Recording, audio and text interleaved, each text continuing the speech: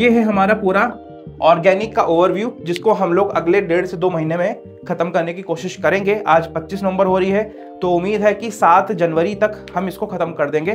पहला हफ्ता नए साल का, तब तक हम इसको खत्म कर देंगे। 1 से ज्यादा लेक्चर लाने पड़ेंगे तो लाएंगे, इसको नोट करिए बेटा। फिर इसके आगे आज हम शुरू करते हैं बेसिक ऑर्गेनिक केमिस्ट्री का हिस्ट्री वाला पोर्शन, और 2-3 टॉपिक शुरुआत के आज हम देखेंगे।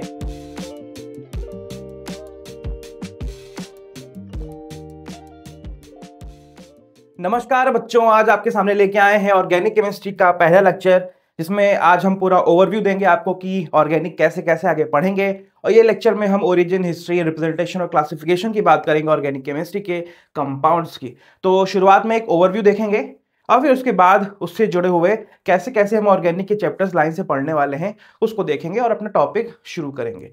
Chemical bonding side by side चलती रहेगी। केमिकल बॉन्डिंग के 7 से 8 लेक्चर आ चुके हैं, 9वां 10वां लेक्चर और कम से कम 16-17 लेक्चर तक जाएगा वो, तो वहां पे आप देखते रहिएगा उसको, वो कंटिन्यू रहेगा। उसका 1 लेक्चर 2 लेक्चर आता रहेगा। ऑर्गेनिक कंटिन्यू रोज रात 8 बजे आपको एक लेक्चर मिलेगा। इससे ज्यादा भी मिलेगा तो दोपहर के 4 बजे एक लेक्चर आया करेगा, नहीं 8 बजे तो एक लेक्चर पक्का ही आएगा जब तक ये खत्म नहीं हो जाएगा। ठीक है, तो शुरू करते हैं इसका ओवरव्यू देना। ओवरव्यू क्या है सर, देखिए जरा।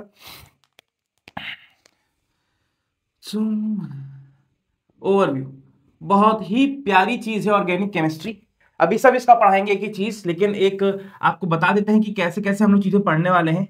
सबसे पहले पढ़ेंगे बेसिक ऑर्गेनिक केमिस्ट्री। हर चीज पढ़ाने वाला हूं, कुछ भी चीज यहाँ पे छोड़ने वाला नहीं हूं, लाइन से चलेंगे बेसिक ऑर्गेनिक केमिस्ट्री में। इसमें सबसे पहले हम लोग हिस्ट्री पढ़ेंगे, जो आज हम शुरू करने जा रहे हैं। फिर हम लोग मॉलिक्यूल्स का क्लासिफिकेशन, रिप्रेजेंटेशन, ये सब पढ़ेंगे। फिर इसके बाद मॉलिक्यूल्स के बाद जिसमें डिग्री की बात आएगी, डिग्री ऑफ एटम्स की बात आएगी, सैचुरेशन और अनसैचुरेशन की बात आएगी, सैचुरेशन और अनसैचुरेशन, सैचुरेटेड और अनसैचुरेटेड मॉलिक्यूल्स की बात आएगी,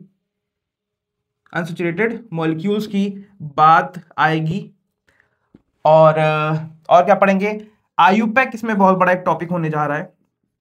आईयूपैक नेमिंग पढ़ेंगे, और इसके बाद हम लोग इसमें कॉमन नेमिंग भी पढ़ेंगे। इतने सारे टॉपिक हम लोग इसमें पढ़ने वाले हैं, तो काफी सारी चीजें हैं। और भी कुछ छोटे छोटे टॉपिक होंगे, जैसे डिग्री ऑफ सैचुरेशन भी होगा, डिग्री ऑफ अनसैचुरेशन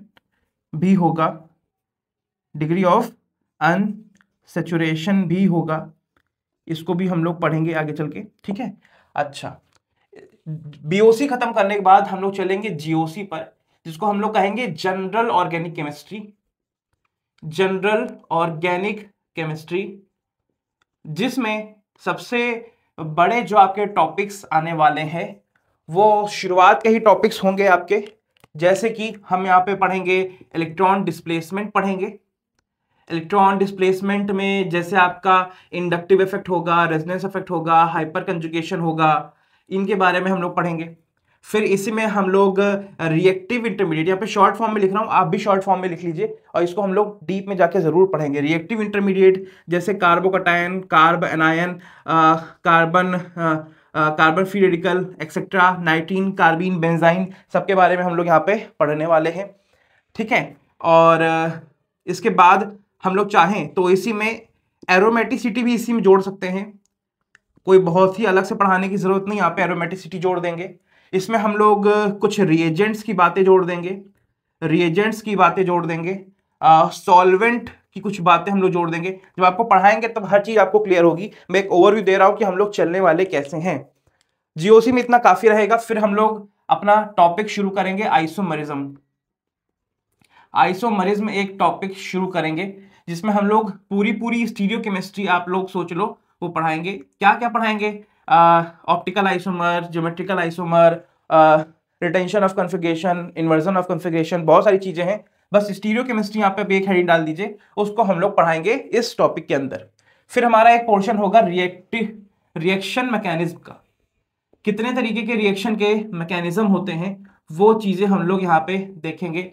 आइसोमरिज्म के बारे में अगर कोई पूछेगा तो ये कह देना कि भैया जहाँ पे सेम मॉलिक्यूलर फॉर्मूला, इतना तो आपको पता ही होगा, सेम मॉलिक्यूलर फॉर्मूला हो और डिफरेंट रिप्रेजेंटेशन हो, नहीं पता है तो एक एक करके सब बताएंगे, डिफरेंट रिप्रेजेंटेशन हो मॉलिक्यूल्स का, तो उसको बोलते हैं आइसोमराइजेशन।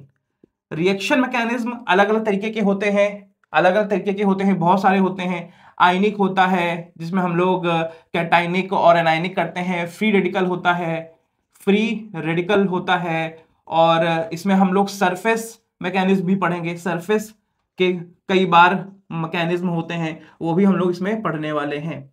जब ये सारी चीजें हम लोग पढ़ लेंगे तो मैक्सिमम चीजें आपके जो कोर्स में है वो चीज हम कवर कर चुके होंगे। फिर हम नाम लेके आपके चैप्टर्स का काम शुरू करेंगे। जैसे सबसे पहले हमारा हाइड्रोकार्बन आएगा, उसको हम लोग पढ़ेंगे, इसमें एल्केन, एल्कीन्स, एल्काइंस पढ़ेंगे। फिर हमारा हेलो एल्केन्स और हेलो एरीन्स आएगा, हेलो एल्केन्स और एरीन्स आएगा, इसको हम लोग पढ़ेंगे। फिर अपना एल्कोहल, फिनॉल, ईथर, क्लास 12 के टॉपिक्स हैं ये, एल्कोहल, फिनॉल और ईथर, इनके बारे में पढ़ेंगे।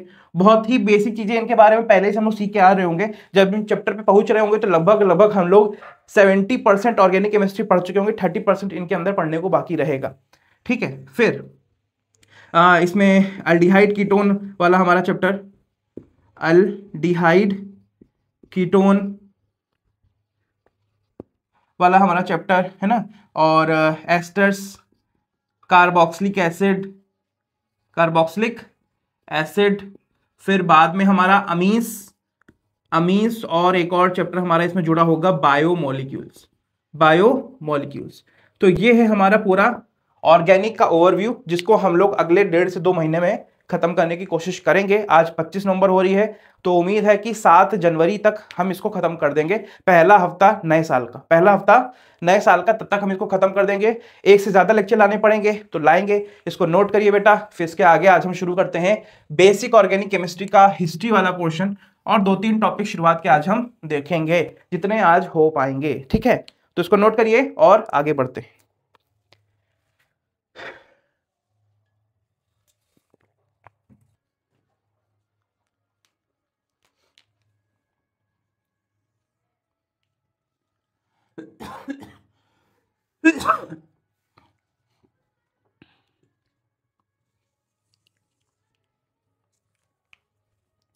हाँ बच्चा, तो इसमें जब हम हिस्ट्री और ओरिजिन की बात करते हैं तो ऑर्गेनिक मतलब होता है बेटा नेचुरल। ऑर्गेनिक मतलब होता है नेचुरल, जिसको आप लोग आर्टिफिशियली क्रिएट नहीं कर सकते। और इसको पहले के लोग मानते थे कि जो भगवान का दिया हुआ है हमारे आसपास वो सब ऑर्गेनिक कंपाउंड है या फिर ऑर्गेनिक मॉलिक्यूल है। इसी में एक साइंटिस्ट आया बर्जीलियस नाम का, इनके नाम आपको याद होने चाहिए, सब एनसीईआरटी से लिया गया है, यहाँ पे कुछ भी एक्स्ट्रा नहीं है। ठीक है, उसने एक थ्योरी दी, वाइटल फोर्स थ्योरी इसने दी। वाइटल मतलब होता है देवी, मतलब गॉड से रिलेटेड। इसने कहा ऑर्गेनिक मॉलिक्यूल्स क्या है, भगवान की देन है। ऑर्गेनिक कंपाउंड्स क्या है, भगवान की देन है, जिसको हम लोग नेचुरली ही पा सकते हैं, आर्टिफिशियली हम इनको नहीं बना सकते हैं। फिर लैब में एक कमाल हो गया, जिसका कमाल जिसने किया था उस साइंटिस्ट का नाम था वोहलर। क्या नाम था? वोहलर इसका साइंटिस्ट का नाम था। इसने क्या किया, 2 मॉलिक्यूल की रिएक्शन करवा रहा था, इनऑर्गेनिक मॉलिक्यूल थे। अच्छा, इनऑर्गेनिक और ऑर्गेनिक मॉलिक्यूल में डिफरेंस क्या होता है? जो भी आपका ऑर्गेनिक होगा उसमें आपको 2 एटम्स की जरूर आपको प्रेजेंस मिलेगी, एक होगा कार्बन या फिर हाइड्रोजन। कार्बन हाइड्रोजन दोनों ही एटम एग्जिस्ट नहीं कर रहे हैं अगर मॉलिक्यूल के अंदर, तो वो आपका मॉलिक्यूल ऑर्गेनिक नहीं कहा जा सकता, नेचुरल नहीं कहा जा सकता। तो लैब में एक रिएक्शन करवा रहा था साइंटिस्ट वोहलर नाम का, जिसने 2 चीजें ले रखी थी, K+CnO-, इसको कहते हैं पोटेशियम साइनेट।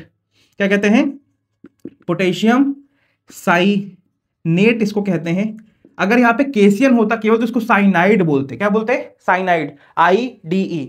देखिए मैंने जो आपके नोट्स दिए हैं उसमें आपको मैंने एक PDF भी दी है, जिसमें आपको मैंने इस नंबर पे बात कर लीजिएगा अगर आपके पास नोट्स नहीं है तो। उसमें मैंने आपको PDF भी दी है जहां पे मैंने छोटे छोटे मॉलिक्यूल्स के नेमिंग कैसे की गई वो आपको समझाया है। तो प्लीज कांटेक्ट करिए, तो आपको वो नोट्स भी हम प्रोवाइड करा देंगे। ठीक है, अच्छा, K+CnO- के साथ रिएक्शन ये करवा रहा था। NH4 होल ट्वाइस और SO4, इसको कहते हैं अमोनियम सल्फेट। क्या बोलते हैं? Ammonium sulphate. रिएक्शन इन दोनों की करा रहा था और एक मॉलिक्यूल क्रिएट हुआ जिसको कुछ ऐसा दिखता है ये।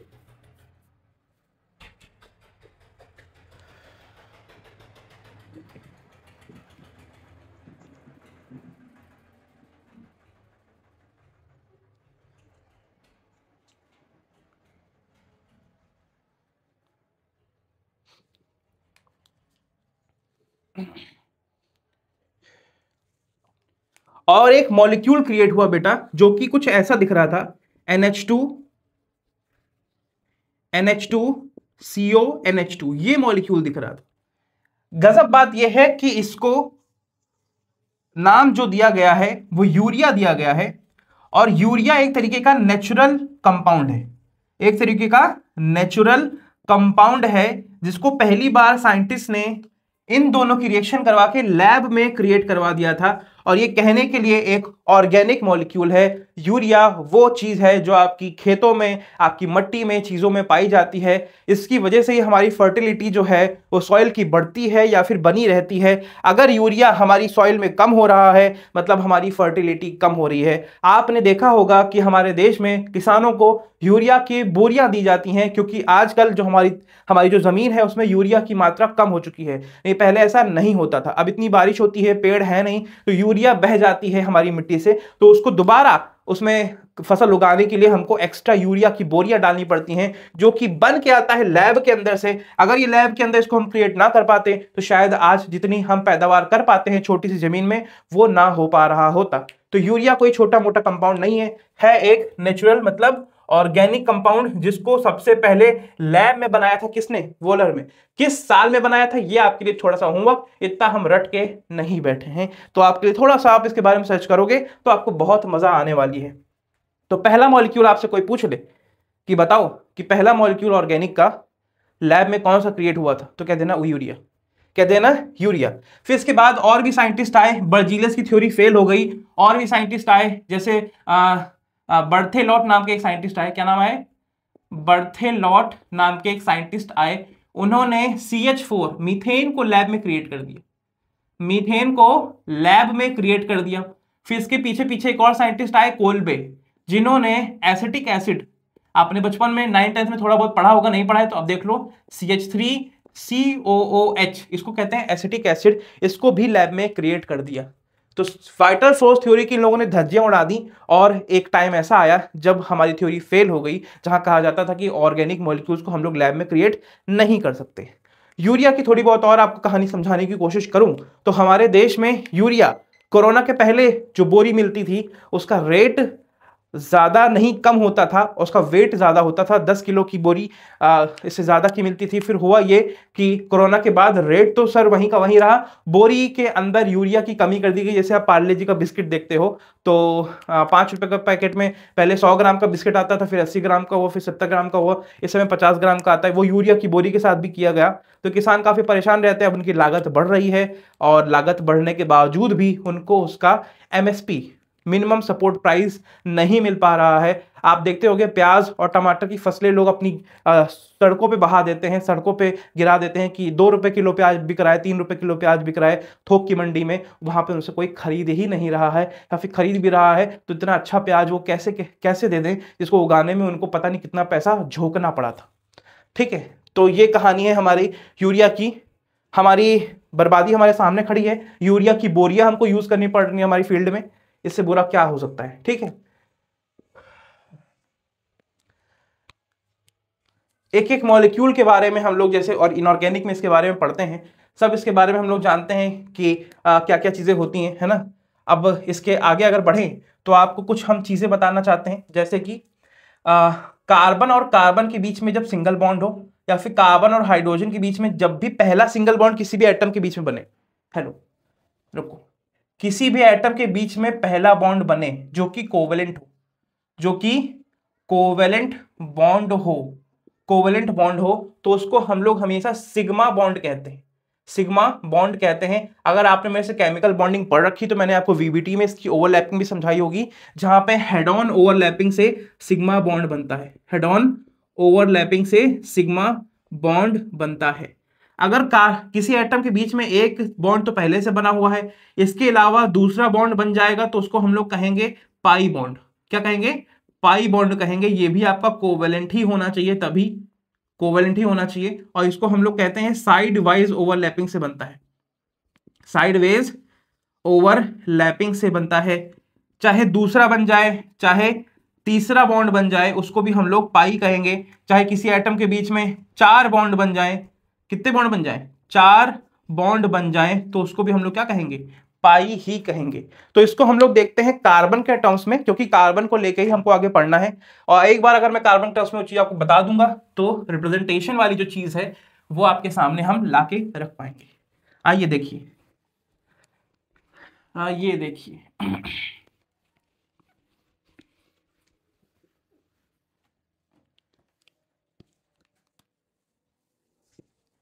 हाँ, बात यह है, कार्बन की होती हैं 4 वैलेंसी, कार्बन की होती हैं 4 वैलेंसी। मीथेन भी बना सकता है। सबसे पहला मॉलिक्यूल क्या होता है? मीथेन।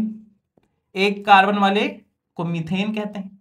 ठीक, अच्छा देखिएगा, अगर नंबर ऑफ कार्बन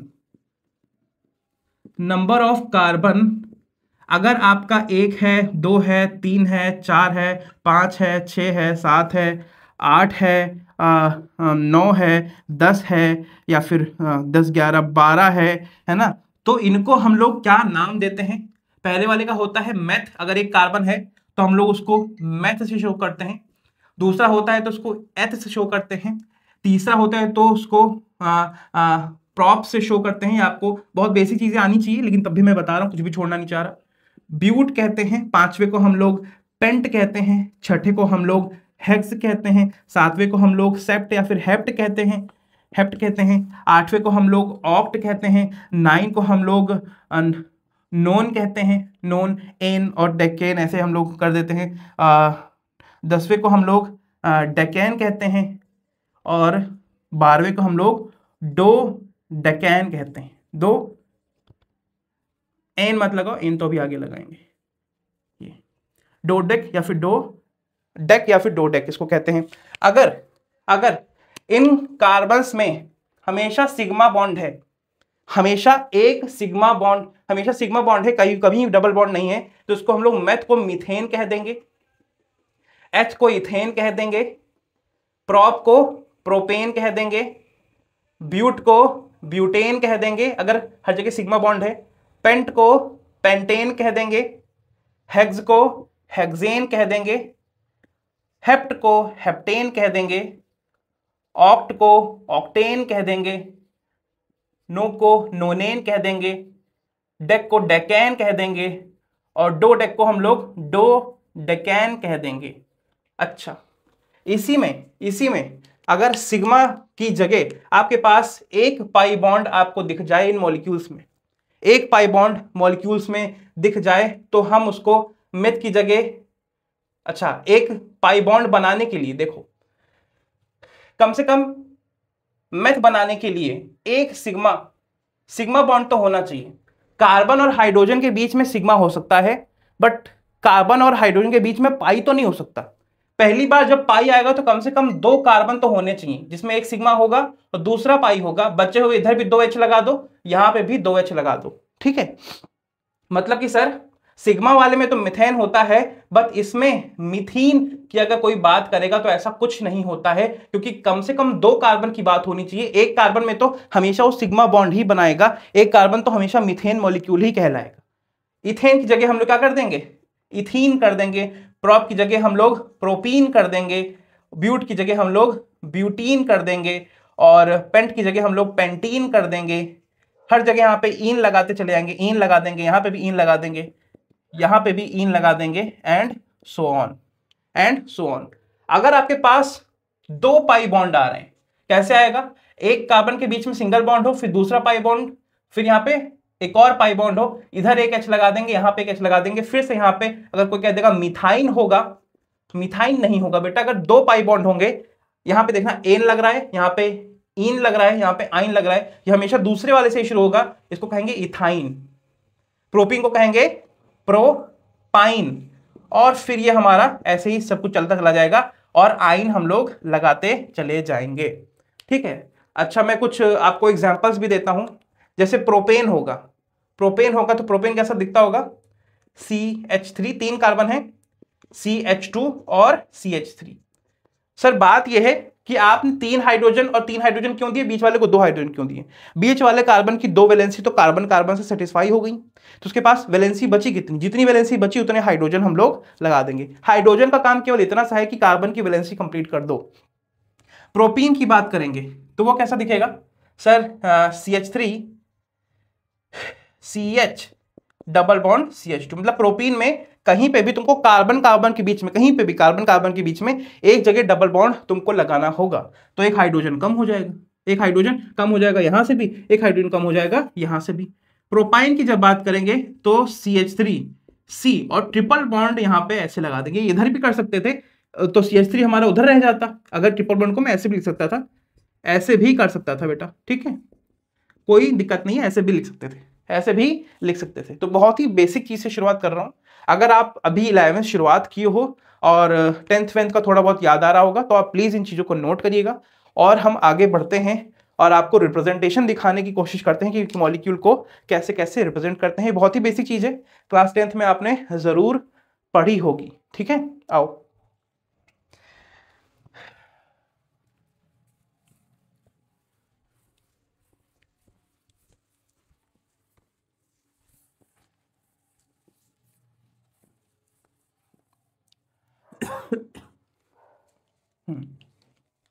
इसके बाद हिंट डालिएगा रिप्रेजेंटेशन, कैसे कैसे हम लोग रिप्रेजेंटेशन करते हैं मॉलिक्यूल्स का। पहले तो हम लोग करते हैं मॉलिक्यूलर फॉर्मूले के साथ, मॉलिक्यूलर फॉर्मूले के साथ करते हैं। जैसे मैं अगर बात करूंगा तो सबसे पहले मैं ब्यूटेन लिखता हूं, अगर ब्यूटेन तो CH3 CH2 CH2 और CH3, ये है हमारा ब्यूटेन। इसका अगर मैं मॉलिक्यूलर फॉर्मूला लिखूंगा तो बताएं कैसे लिखूंगा, कार्बन कार्बन इकट्ठा एक जगह लिख दो, 4 कार्बन है, हाइड्रोजन कितने हैं 6, 2 2 10, तो इसको हम लोग कहेंगे मॉलिक्यूलर फॉर्मूला। क्या कहेंगे, मॉलिक्यूलर फॉर्मूला। फिर इसमें हम लोग लिखते हैं एक्सपेंडेड फॉर्म, एक्सपेंडेड फॉर्म हम लोग लिखते हैं, एक्सपेंडेड फॉर्म जिसमें हम लोग चीजों को बिल्कुल ओपन अप करते हैं, सारे एटम्स के सारे बॉन्ड हम लोग दिखाते हैं, 4 कार्बन के हाइड्रोजन हाइड्रोजन हाइड्रोजन, यहाँ पे हाइड्रोजन, यहाँ पे हाइड्रोजन, ऊपर हाइड्रोजन, नीचे हाइड्रोजन, दाएं बाएं हर जगह हाइड्रोजन। ठीक है, अच्छा एक्सपेंडेड फॉर्म हो गई। फिर इसके आगे हम लोग, इसके आगे एक्सपेंडेड फॉर्म हो गई, फिर इसके आगे हम लोग कंडेंस फॉर्मूला लिखते हैं, कंडेंस फॉर्मूला हम लोग लिखते हैं, कंडेंस फॉर्म में लिखते हैं। जैसे कि ये भी एक कंडेंस फॉर्म है, ये भी एक कंडेंस फॉर्म है जो अपने सबसे पहले लिखी थी, CH3 CH2 CH2 CH3, ये भी एक कंडेंस फॉर्म है, लेकिन ये सच बात नहीं है। अगर मैं हम बोले तो बताएं इसका कंडेंस फॉर्म कैसे लिखेंगे, CH3 CH2 दो टाइम्स है ना, तो CH2 को हम 2 गुना कर देंगे और यहां पे हम CH3 लगा देंगे। कंडेंस फॉर्म में हमेशा याद रखिएगा कभी भी बॉन्ड शो नहीं करते, बॉन्ड शो नहीं करते। देखो कोई भी बॉन्ड मैंने शो किया है यहाँ पे, कोई भी बॉन्ड मैंने शो नहीं किया है, कोई भी बॉन्ड मैंने शो नहीं किया है यहाँ पे, कोई भी बॉन्ड मैंने शो यहाँ पे नहीं किया है। तो ये है कंडेंस फॉर्मेशन। क्या सर CH3 को भी हम लोग होल ट्वाइस, इसको मैंने होल ट्वाइस ऐसे कर दिया है, क्या होल ट्वाइस ऐसे कर सकते हैं CH3 का? नहीं बेटा, क्योंकि CH3 अलग अलग जगह पे है, जो आपका CH2 ग्रुप था वो एक ही जगह पे था, इस वजह से मैंने उसको ऐसे लिख दिया है। ठीक है, अच्छा फिर इसके आगे एक और आता है जिसको हम लोग कहते हैं bond line form, bond line form हम लोग कहते हैं। बहुत ही इंटरेस्टिंग है, बहुत ही इंटरेस्टिंग है। इसमें आप 3 चीजों को नोट करिएगा, एक होता है एंड पॉइंट, एक होता है कर्व पॉइंट, कर्व पॉइंट, और एक होता है cross point, cross point, point point. इन तीनों को ही आपको कार्बन एटम मानना है, इन तीनों को ही आपको कार्बन एटम मानना है। कैसे सर? देखिएगा देखिएगा, अगर सर मैं ऐसे लिख देता हूं, ये बॉन्ड लाइन फॉर्मेशन है, बताएं किसकी, 1 2 3 4, ये ब्यूटेन है हमारा, ये हमारा ब्यूटेन, इसमें कुछ भी नहीं दिखाते हैं।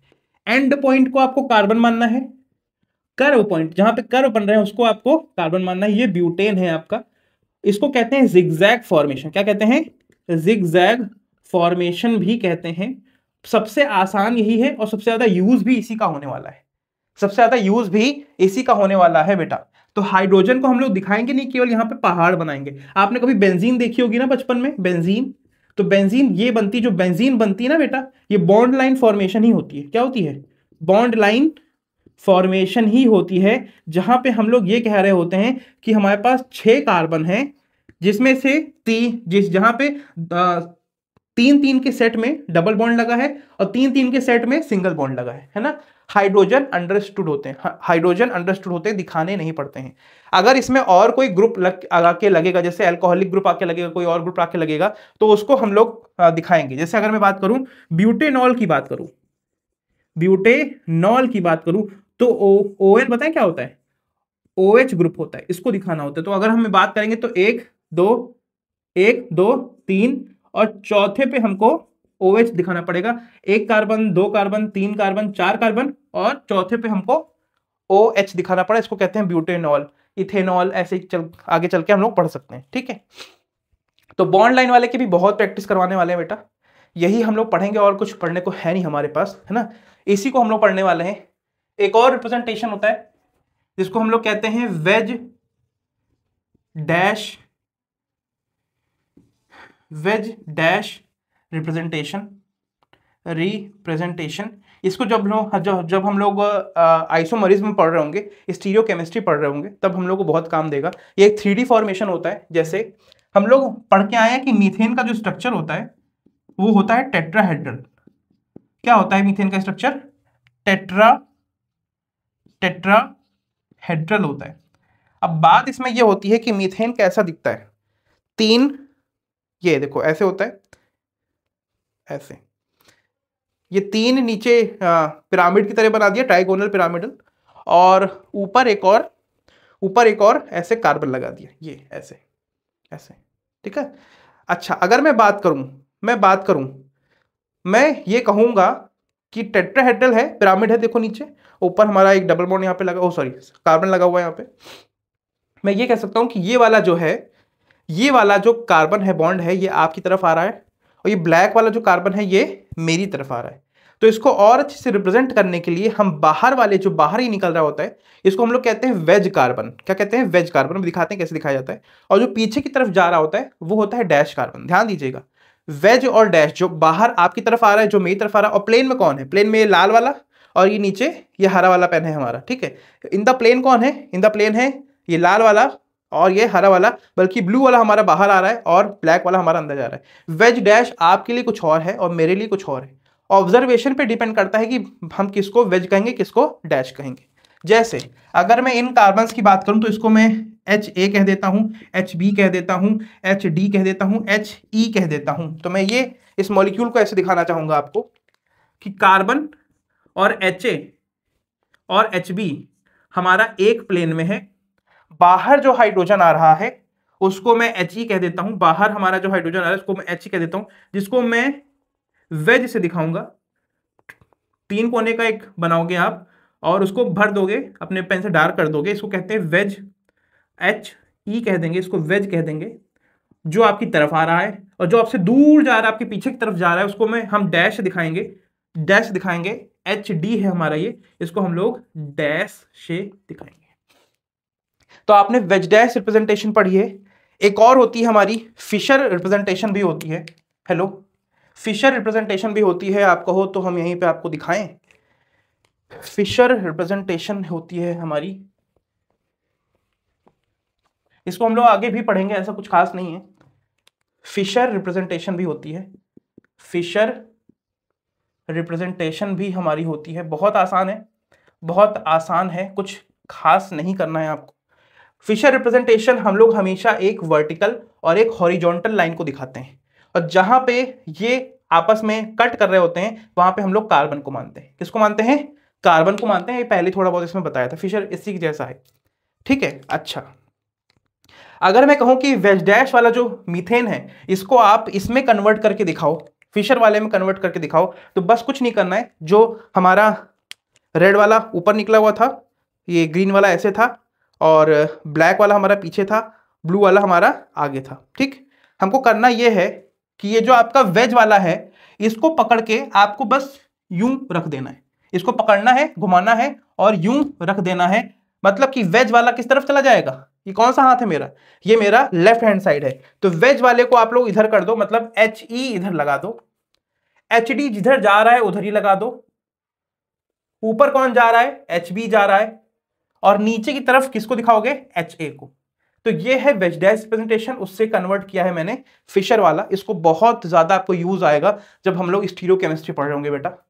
तो इतने तरीके के रिप्रेजेंटेशन है ना, आप लोग नोट करिएगा, फिर आगे बढ़ते हैं। ये ना समझ में आए तो फिर से देखिए कि वेज वाला बाहर की तरफ था, एच वाला अंदर की तरफ। मैंने कहा कि इसको फिशर में बदलो, तो बताएं क्या करना है, जो बाहर निकला था उसको राइट हैंड साइड पे भेज देना है और सब कुछ सेम रखना है, एच बी ऊपर एच ए नीचे, एच बी ऊपर एच ए नीचे, एच डी जिधर जा रहा था उधर डाल दो। तो ये हमारी वर्टिकल लाइन हो गई, क्या हो गई हमारी वर्टिकल लाइन, और ये हमारी हॉरिजॉन्टल लाइन हो गई। इसको हम लोग जब आपको आरएस कॉन्फ़िगरेशन पढ़ाएंगे और ईजेड कॉन्फ़िगरेशन पढ़ाएंगे, बोल अभी से रहा हूं क्योंकि बोलूंगा तभी आपको एकदम से झटका नहीं पड़ेगा, नहीं तो ये टॉपिक्स आप लोग सुनते ही रो दोगे आगे चल के। ठीक है, तो आरएस और ईजेड कॉन्फ़िगरेशन पढ़ाएंगे स्टीरियोकेमिस्ट्री में, तो वहां पे इसका यूज आएगा। अभी आपके लिए इतना काफी है, इसको नोट करिए। फिर आपको क्लासिफिकेशन भी दिखा देते हैं कि मॉलिक्यूल्स का क्लासिफिकेशन कैसे किया गया है। ठीक है, आओ देखते हैं बेटा, क्लासिफिकेशन ऑफ ऑर्गेनिक कंपाउंड्स। बहुत ही इंटरेस्टिंग है और बहुत ही बेसिक है, आपको आनी चाहिए चीजें, आपको चीजें ये आनी चाहिए। ठीक है, क्लासिफिकेशन पहला है हमारा ए साइक्लिक है, ए साइक्लिक है, ये आपका एनसीईआरटी में भी दिया हुआ है, a cyclic. Open chain, open chain इसको कहते हैं, और एक होगा हमारा साइक्लिक, एक होगा हमारा साइक्लिक जहां पे हमारा क्लोज्ड चेन होगा, क्लोज्ड चेन। अभी अभी जैसे पढ़ के आए हैं, आपको मैंने दिखाया एक इन दिखाया, सॉरी एन दिखाया जहां पे कार्बन कार्बन बीच में सिंगल बॉन्ड था, इन दिखाया जहां पे कार्बन कार्बन बीच में डबल बॉन्ड था, और आइन दिखाया जहां पे कार्बन और कार्बन के बीच में ट्रिपल बॉन्ड था। इसको हम लोग कहते हैं एल्केन, इसको हम लोग कहते हैं एल्कीन, और इसको हम लोग कहते हैं एल्काइन। ठीक है बच्चा, अच्छा जहां पे भी डबल बॉन्ड होगा इनको कहते हैं अनसैचुरेटेड, अनसैचुरेटेड मॉलिक्यूल्स या फिर अनसैचुरेटेड कंपाउंड्स।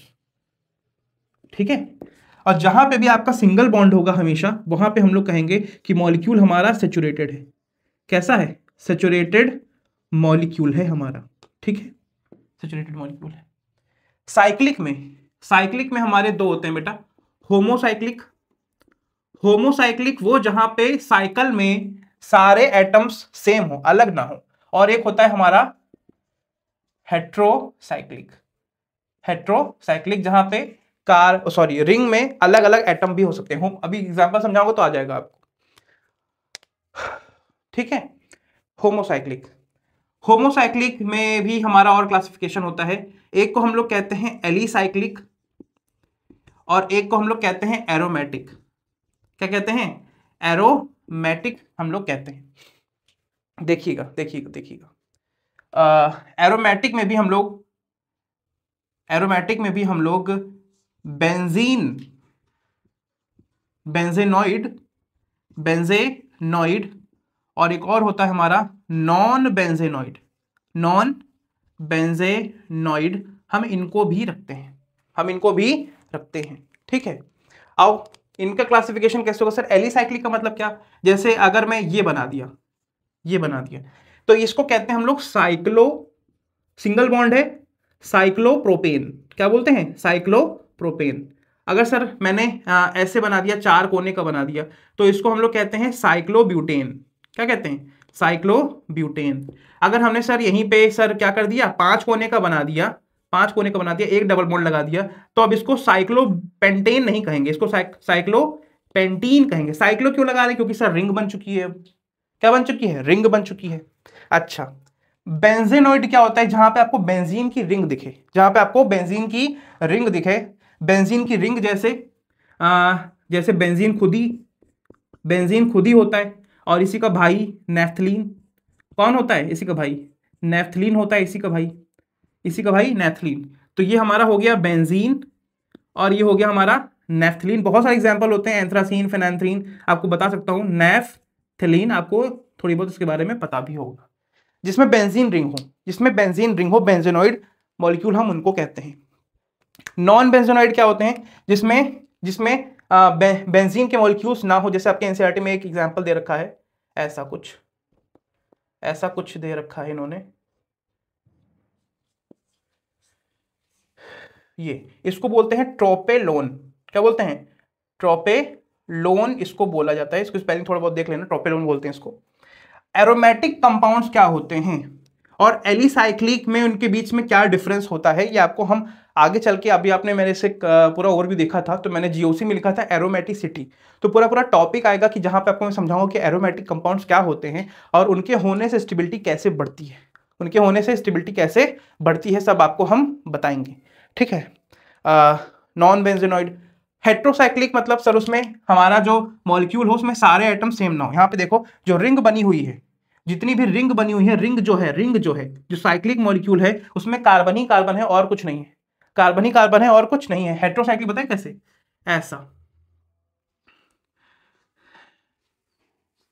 ऐसा इसको कहते हैं टेट्राहाइड्रोफ्यूरेन। क्या कहते हैं इसको? टेट्राहाइड्रोफ्यूरेन। क्योंकि आपको थोड़ी बहुत चीजें दिमाग में रखनी होंगी, एकदम से आपको फ्यूरेन। अच्छा, इसी को हम वैसे ही थोड़ा बहुत है, इसको अगर मैं यहाँ पे अल्टरनेट पे डबल बॉन्ड लगा दूं ऑक्सीजन के, तो इसको हम लोग कहते हैं फ्यूरेन। अगर इसी में मैं ऑक्सीजन हटा के सल्फर लगा दूं तो इसको हम लोग कहते हैं थायोफीन। क्या कहते हैं? थायोफीन कहते हैं। अगर इसी में मैं सल्फर हटा के नाइट्रोजन लगा दूं, क्या लगा दूं? सल्फर हटा के नाइट्रोजन लगा दूं ऐसे, तो उसको हमको एक हाइड्रोजन भी यहाँ पे लगाना पड़ेगा, ये ऐसा कुछ है ना। इसको कहते हैं हम लोग पाइरोल। इसको हम लोग क्या कहते हैं? पाइरोल कहते हैं। एक हमारा और होता है पिरिडीन। क्या होता है हमारा? पिरिडीन बहुत ही इंपॉर्टेंट है, इसको याद रखिएगा। ये लोन पेयर दिखा रहा हूं मैं, डबल बॉन्ड, ऐसे। इसको हम लोग कहते हैं पिरिडीन। तो ये सब आपके एनसीईआरटी में है, इसको आपको याद भी करना पड़े तो कोई बहुत बड़ी बात नहीं है। याद क्या, अपने आप ही सारी चीजें आपको क्लियर हो जाएंगी जैसे जैसे आप पढ़ते चले जाओगे। तो आपको मैंने एलिसाइक्लिक, एसाइक्लिक, एरोमेटिक, हेट्रोसाइक्लिक सबके मॉलिक्यूल स्ट्रक्चर और तरीके मैंने निकाल के दिखाए हैं। ठीक है।